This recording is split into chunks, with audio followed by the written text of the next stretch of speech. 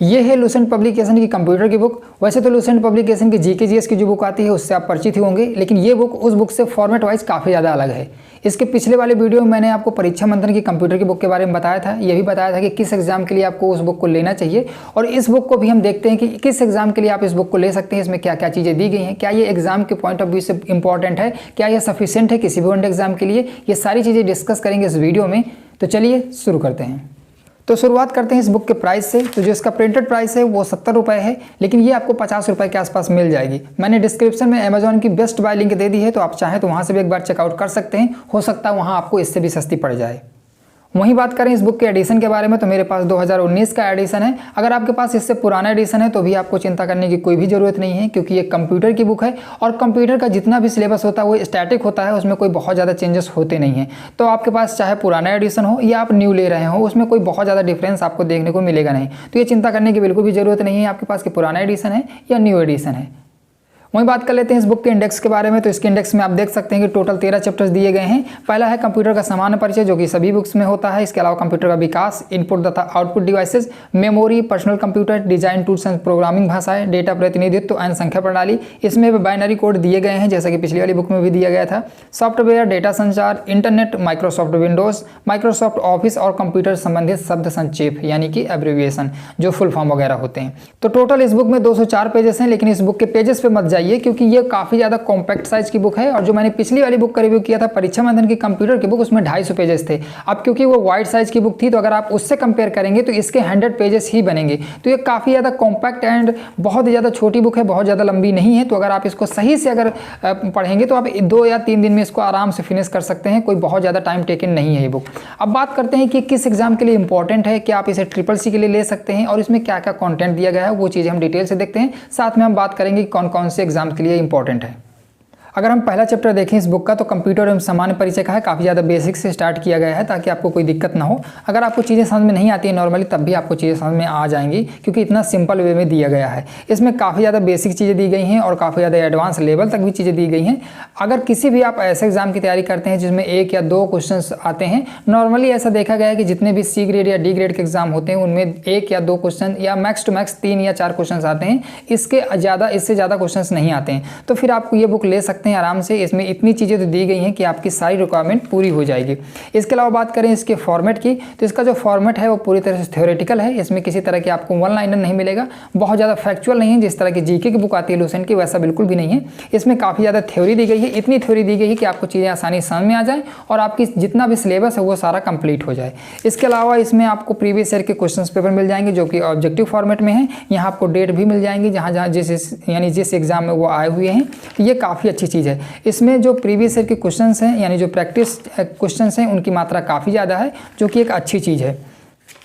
इसके अलावा आप देखेंगे दूसरा चैप्टर है कंप्यूटर के विकास का। इसमें आपको काफ़ी ज़्यादा फिगर मिल जाएंगे, काफ़ी ज़्यादा इमेजेस मिल जाएंगी, जो कि ये समझाने के लिए काफ़ी हैं कि कंप्यूटर का जो विकास है वो किन किन चरणों से गुजर कर हुआ है। और थ्योरी इसमें काफ़ी अच्छी दी गई। मैंने इस बुक को पूरा पढ़ा हुआ है, तो मुझे पता है कि इसकी जो थ्योरी है वो काफ़ी अच्छी टू द पॉइंट है। बहुत ज़्यादा रायता नहीं फैला कि आपको समझने में दिक्कत हो, लेकिन काफ़ी अच्छी चीज़ें इसमें दी गई हैं और आपको चीज़ें आसानी समझ में आ जाएंगी। अगर आप नॉर्मली इसको पढ़ेंगे, बिल्कुल कैजुअल माइंड में भी पढ़ेंगे, तब भी आपको चीज़ें समझ में आ जाएंगी। और इनमें चीज़ों को काफ़ी ज़्यादा अच्छे से अरेंज किया गया है। जो मैंने पिछली बुक बताई थी आपको परीक्षा मंथन की, उसमें भी चीज़ें काफ़ी अच्छे से दी गई थी, लेकिन वो काफ़ी ज़्यादा लेंदी बुक है और आपको किसी ऐसे एग्जाम के लिए तो बिल्कुल भी नहीं लेना चाहिए। मैंने उस वीडियो में मैं आपको मना किया था कि आप किसी भी ऐसे एग्जाम के लिए उस बुक को मत लीजिएगा जिसमें कि 2 या 3 क्वेश्चन आते हों कंप्यूटर के। तो फिर आपके लिए वो व्यर्थ है, क्योंकि उसमें इतनी मेहनत करेंगे उसका आउटपुट आपको निकलेगा नहीं।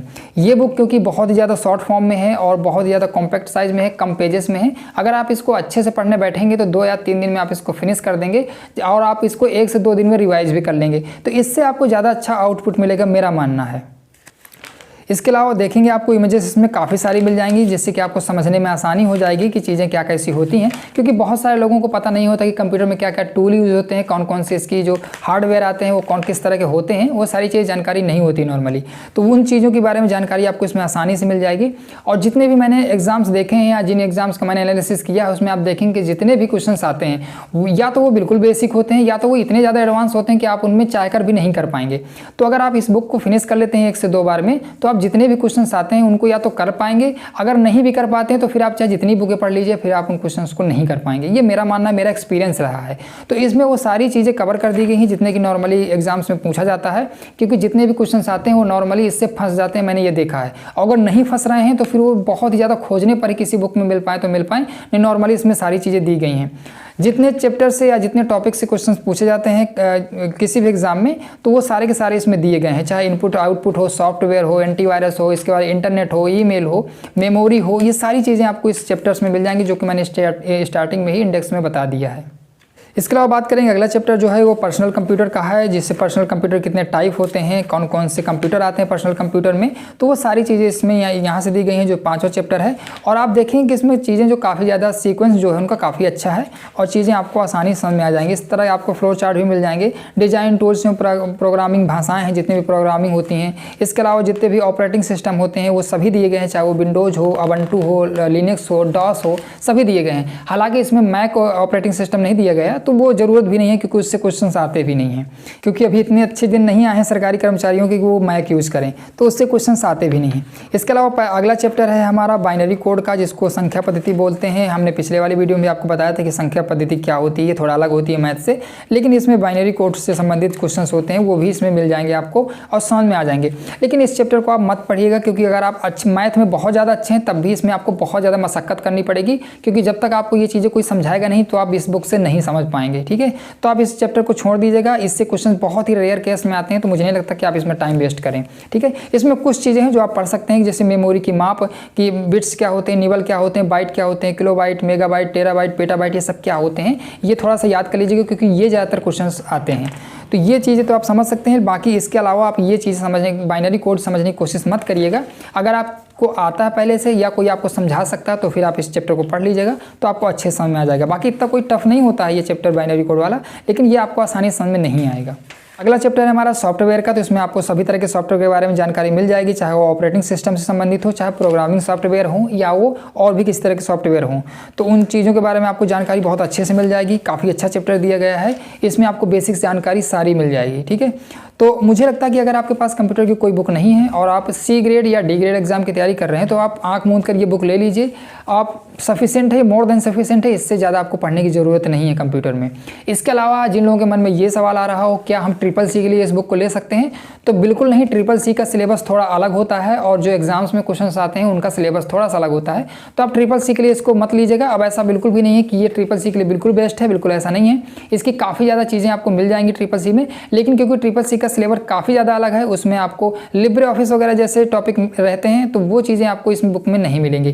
तो आप अगर CCC का आपको एग्जाम देना तो आप उसके लिए स्पेसिफिक कोई CCC की ही बुक लीजिएगा, इसे मत लीजिएगा। ठीक है, बाकी कंपटीटिव एग्जाम के लिए अगर आप लेना चाहते हैं कंप्यूटर की बुक, तो फिर आप AC को लीजिएगा, ये आपके लिए मोर देन सफिशिएंट है और बेस्ट है मैं तो कहूँगा। ठीक है, इसके अलावा आपको और कोई बुक लेने की ज़रूरत नहीं है।